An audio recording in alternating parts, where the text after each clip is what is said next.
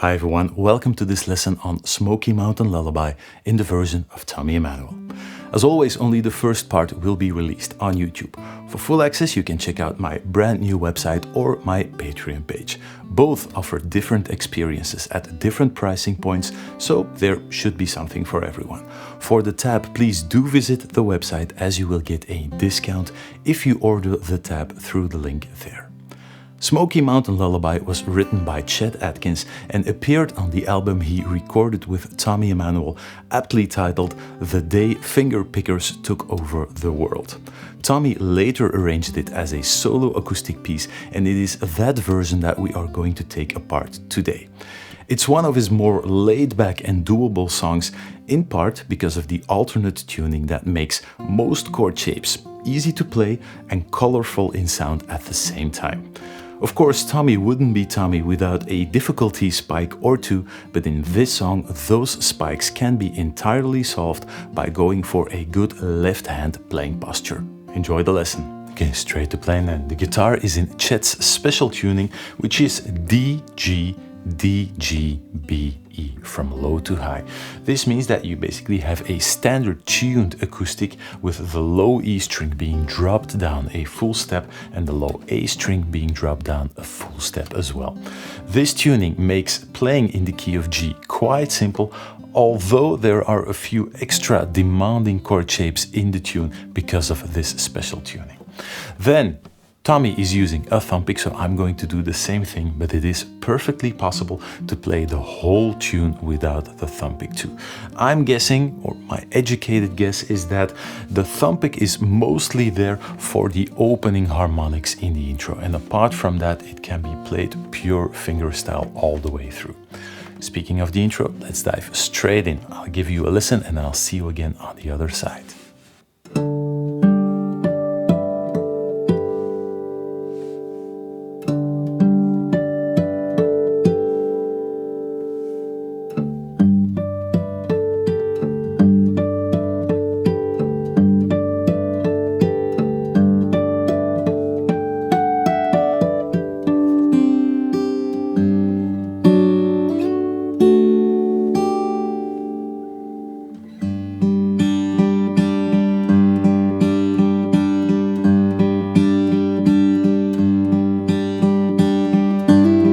And into the first verse. This intro, no matter what version you watch, is always slightly different. I'm going to try and add in as much variations as possible, and this is basically going to end up like the true fire version that Tommy plays in his lesson over there. So you start with two harmonics, 12th fret, low E string, low A string. I'm always going to refer to the E string and A string despite them being tuned down to D and G, just to avoid confusion with the other D and G string. So again, low E string, low A string, both on the 12th fret. You give it a moment and then index finger, 7th fret on the G string, harmonic, and then pinky across two strings, B string and E string, another harmonic. And you do the exact same thing, one string down on the D string, and then a double stop on the G string and B string, giving you this.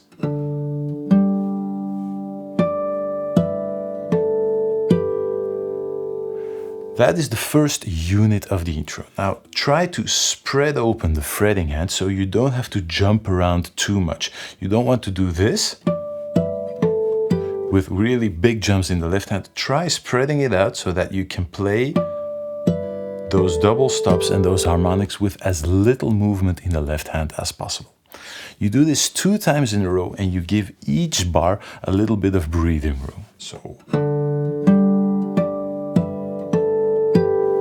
just give it a minute and then.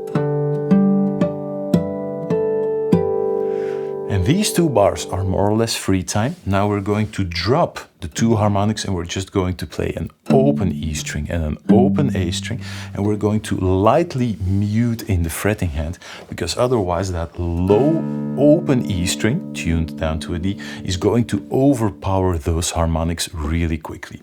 So one more time, the first 2 bars. Give it a second. And now with the open strings and the harmonics, 7th fret, 12th fret are the exact same thing. 4 times in a row. And now we're going to stick to a steady sense of time in a bar of 3, not 4 this time. So 1, 2, 3, 1, 2, 3, 1, 2, 3, 1, 2. We're ending on the index finger on the D string. We're dropping the last double stop on the G string and B string. And now we are going to play a single run in harmonics, starting index finger 5th fret on the G string, index finger 7th fret on the B string, and then pinky 12th fret on the high E string. Over with the index finger 7th fret to the G string, 12th fret, B string, G string, D string. That's the full harmonic run.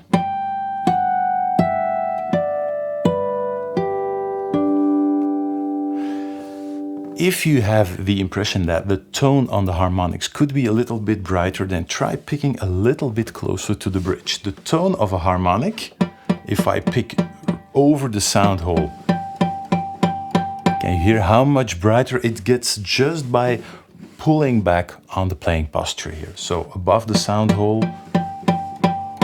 and all the way at the end here, close to the bridge, I have a much more cleaner and brighter tone. So one more time, that harmonic run. Drop down, index finger 1st fret on the B string, pinky 3rd fret on the high E string, while those harmonics keep ringing out.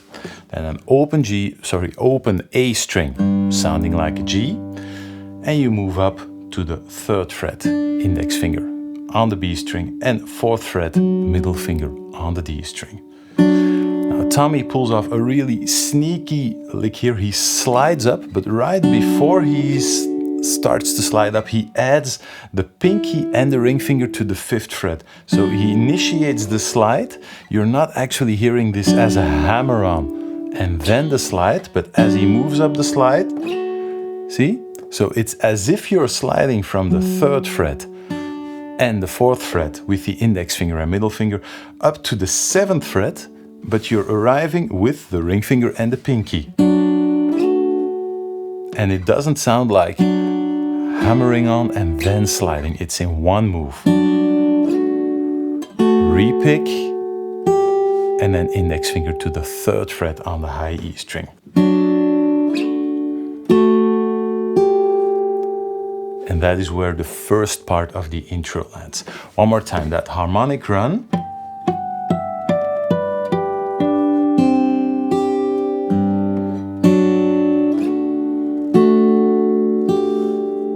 If this stretch is too much to bear, 2 options. Either you just slide up the pinky to the 8th fret, going from the 7th fret to the 8th fret, or you keep this interval down and you pinch 12th fret with the index finger on the G string. It's a nice extra touch as well, but it has to be super clean. You cannot touch those 2 other strings.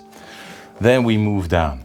Open A string, ring finger 5th fret on the D string, open G string, index finger 3rd fret on the B string, and just an arpeggio pattern. 1, 2, 3, 1, 2, 3, 1, 2, 3. And all that's happening is in the picking hand, A string, D string, both with a thumb pick, and then double stop with the index finger and middle finger on the G string and B string. 1, 2, back to the D string, back to the double stop, and back to the D string. That's all that happens. Again in the bar of 3, 1, 2, 3, 1, 2, 3. And then we switch over into the verse. There are some versions where Tommy likes to add in a really quick hammer-on with the middle finger on the D string from the 4th fret to the 5th fret.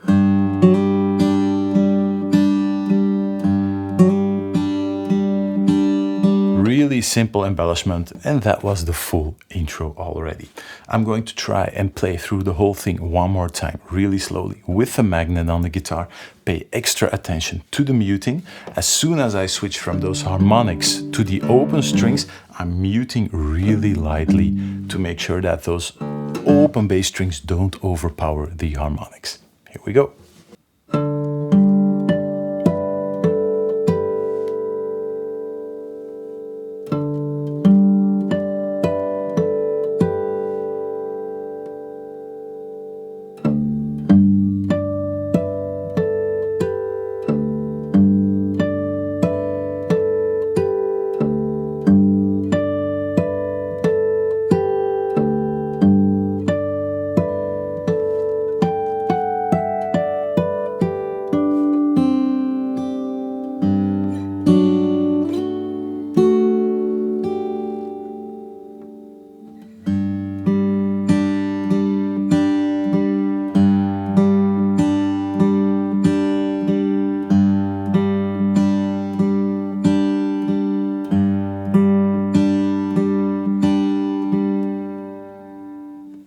And now let's dive straight into the first verse. As always, I'm going to play through everything first, and then all the explanation follows on the other side.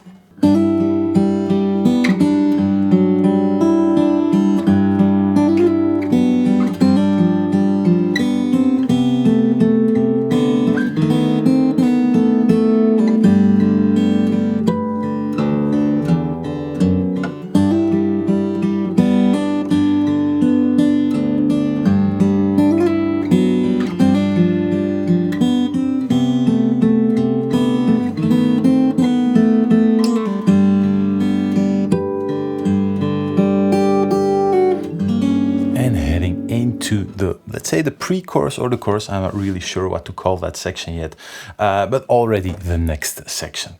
Lots of repetition, no difficult chord shapes, apart maybe from one. Let's have a look. We start with an open A string, ring finger 5th fret on the D string, open G string, and index finger 3rd fret on the B string. So basically the same chord shape we had from the intro, and we're going to hammer on open A string and then plug the B string at the same time and hammer on to the 5th fret with the pinky straight away. As an embellishment, really quickly. 1, 2, and the other part is basically just D string, G string, D string to an open B string, so you're removing both the index finger and the pinky. You drop down the ring finger to the 4th fret and you drop down the middle finger on the 3rd fret on the B string, and that is already the first melody note of the next bar. So the first bar, 1, 2, 3, 1. The next bar is just an arpeggio, A string, D string, G string, high E string, B string, G string. Just holding down this chord shape all the way through.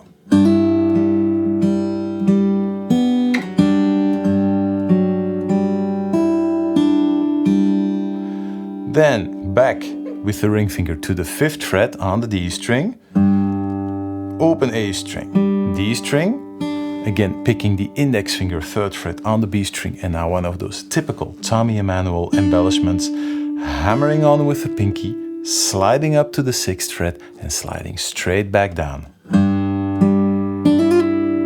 Really quickly like that. The trick in this section or in this type of technique is not to push down too hard on the pinky. Only apply the minimum amount of pressure you need to get that note clean, and then the slide up and down will be easier to perform. Dropping down the ring finger to the 4th fret together with an open B string and ending up on an open G string as the last note. 1, 2, 3, 1. Basically dropping everything down one more fret and playing the same embellishment as you did before, now with the ring finger on the 3rd fret, the index finger on the 1st fret and the pinky to the 3rd fret on the B string. So,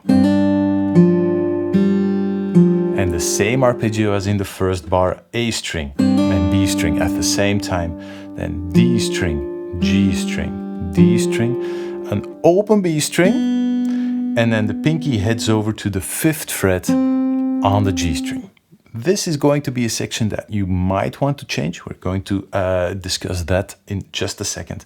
That last bar in its entirety. 1, 2, 3, 1. And you end up with the ring finger 5th fret on the A string together with an open B string. Those were the first 4 bars of the verse. Let me play them back to back with each other.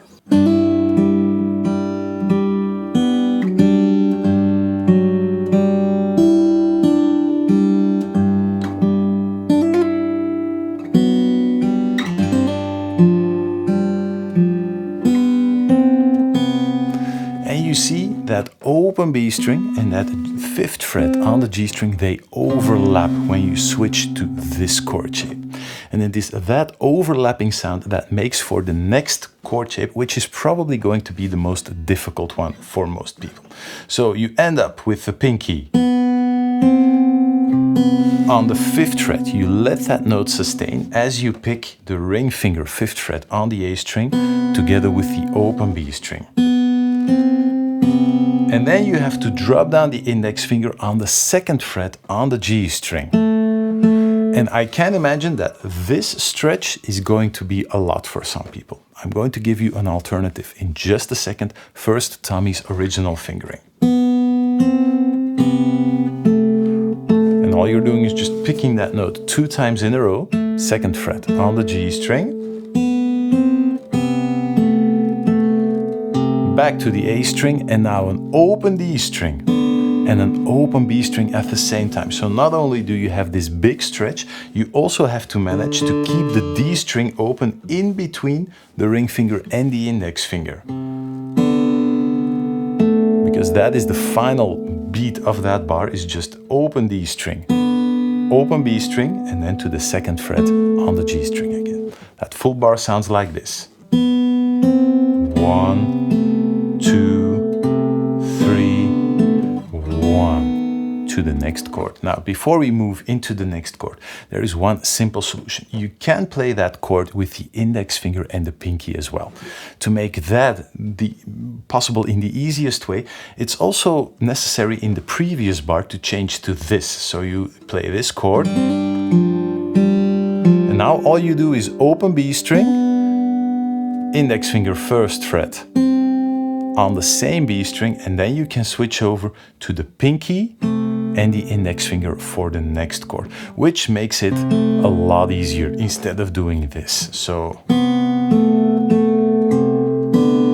this is probably going to be a lot easier for most people. So one more time, Tommy's original fingering coming from bar 4 into bar number 5. 1, 2, 3, 1, 2, 3, 1.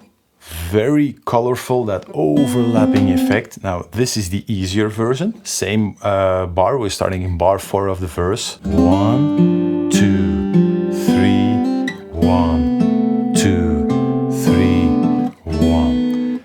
Exactly the same thing in terms of what you are playing. In chord shapes, you just lose that overlapping sound between the B string and the 5th fret on the G string.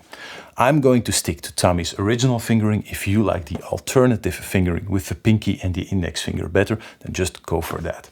One more time, that first bar, or the 5th bar of the verse, sorry. And whatever option you picked, you then head for a B dominant chord with D sharp in the bass, index finger 1st fret on the D string, ring finger 2nd fret on the G string, and we start with an open B string, adding the middle finger to the 1st fret on the B string, and then with a quick embellishment pulling right off back to the open B string, 1, 2 to the 2nd fret on the G string, then open G string and hammering on to the 2nd fret again in a skip beat, a dotted 8th note and a 16th note. 1, 2, 3, 1. Ending up on an open A string and an open G string at the same time. The next bar is just an arpeggio. Open D string, open B string, open G string, and then a harmonic double stop G string and B string at the 12th fret. 1, 2, 3. One thing that might be a little bit tricky is the picking pattern here. So you go for the thumb pick and index finger at the same time, then thumb pick, middle finger, thumb pick on the G string, and then index finger and middle finger for the double stop, and one more open D string. 1, 2, 3, 1, 2, 3. Nothing too tricky here. Open E string, open D string, D string remains open throughout the bar. Open E string, index finger 2nd fret, ring finger 4th fret, and we end back up on the very first chord shape we learned. Those were the next 4 bars, bars 5 to 8. Let me play them one more time. Here we go. 3, 1.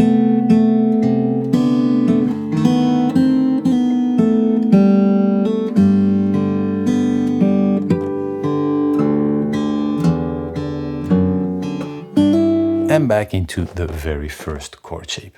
Those first 8 bars all the way through.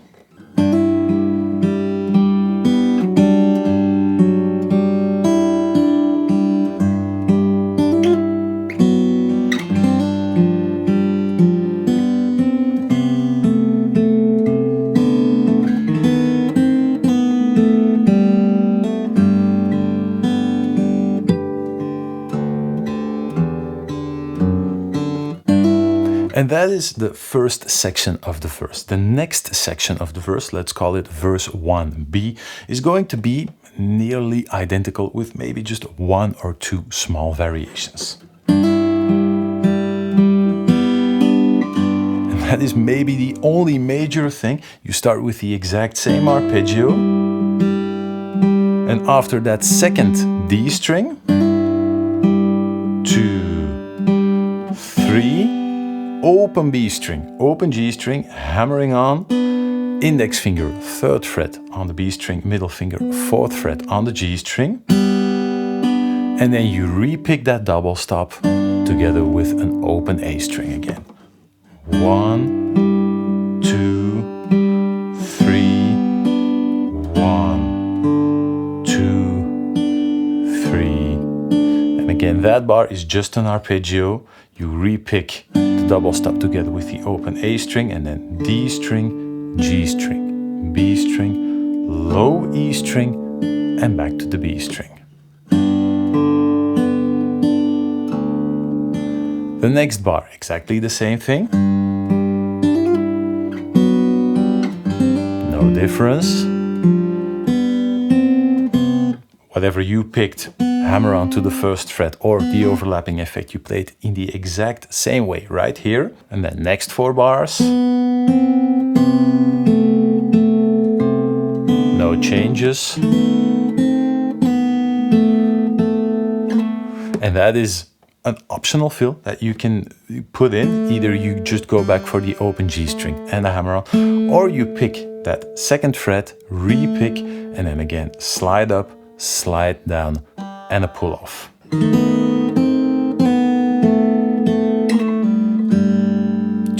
again, open A string, open G string, same harmonic double stop,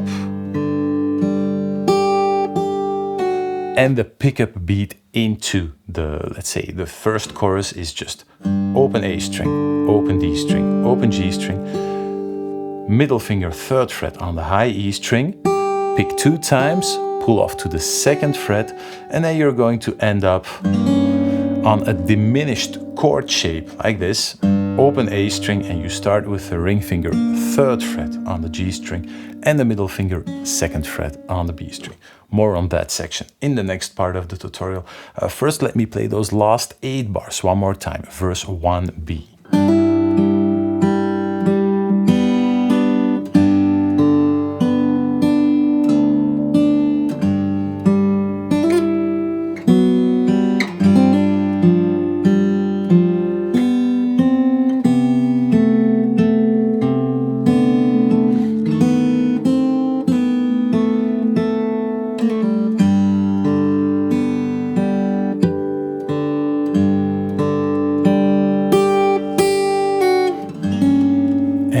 into the first chorus. Now let me try and put everything together along with the magnet on the guitar and play through the entire first verse one more time.